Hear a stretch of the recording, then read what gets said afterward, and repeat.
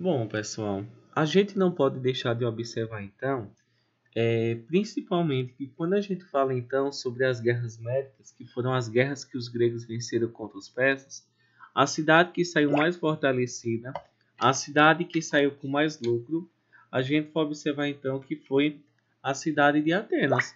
A cidade de Atenas, então, ela saiu como a mais fortalecida de todas. Ela passou a ter um grande poder econômico, um grande poder militar, um grande poder político e principalmente a gente vê que ela acabou dominando grande parte do comércio no território da Grécia.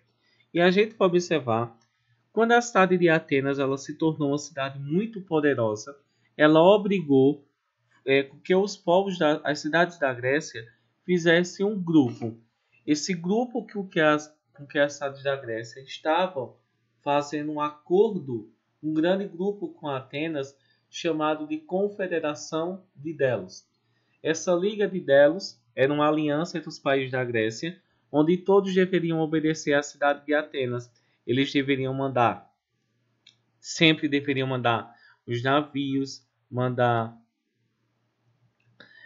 além dos navios, deveriam mandar também alimentos, deveriam mandar armas, deveriam mandar soldados.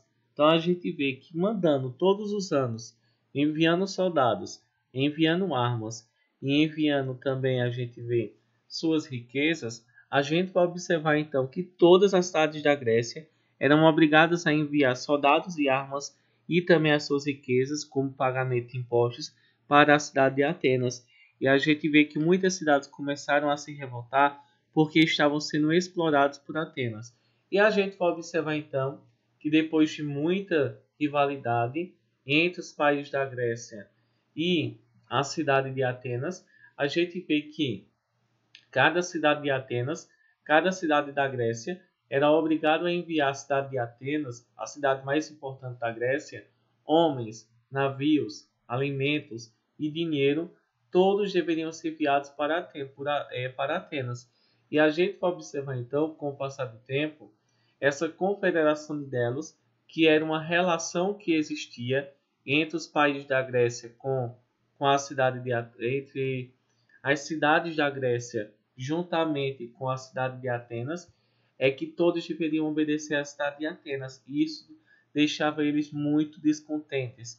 A gente vai observar que as cidades da Grécia, que tinham que pagar impostos obrigados à cidade de Atenas, a gente vai observar então que eles começaram a ficar com muita raiva de Atenas, porque apenas Atenas lucrava e eles acabavam sendo prejudicados. E a gente vai observar então que uma cidade da Grécia, que vai ser a cidade de Esparta, ela vai formar uma união entre os países que não gostavam de Atenas.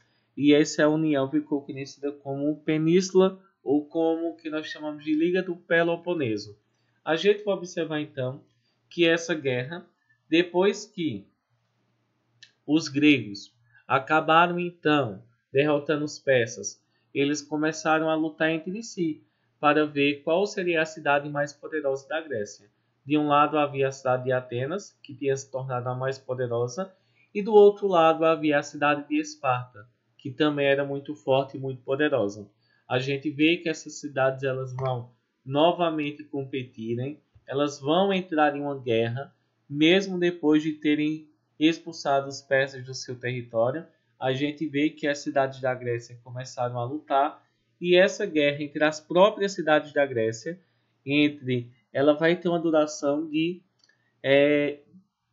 27 anos.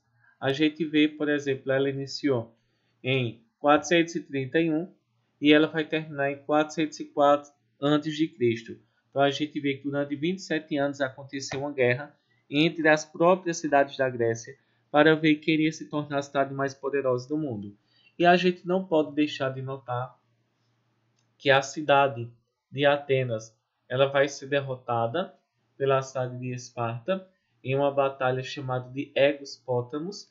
A gente pode observar então que depois que os atenienses perderam essa batalha, a gente vê que os espartanos passaram a mandar, passaram a governar.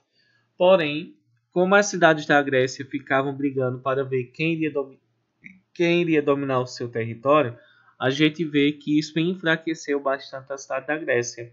E a Grécia acabou então sendo invadida por outros povos. E a gente vê que inicialmente a invasão da Grécia ela vai se dar pelo Império, vai se dar então pelo Império da Macedônia, por Filipe II e depois pelo seu filho Alexandre o Grande. Então a gente vê que depois, se aproveitando do enfraquecimento da Grécia, porque as cidades da Grécia sempre ficavam brigando, ficavam discutindo, a gente vê que o rei da Macedônia, Filipe II, ele decidiu então invadir o seu território e tomar posse de todo o Império Grego, ok? A gente vê que depois de tantas brigas, os persas eles acabaram então sendo dominados também, dominados por Tebas e em seguida pelo Império da Macedônia, por Filipe II e depois pelo seu filho Alexandre o Grande.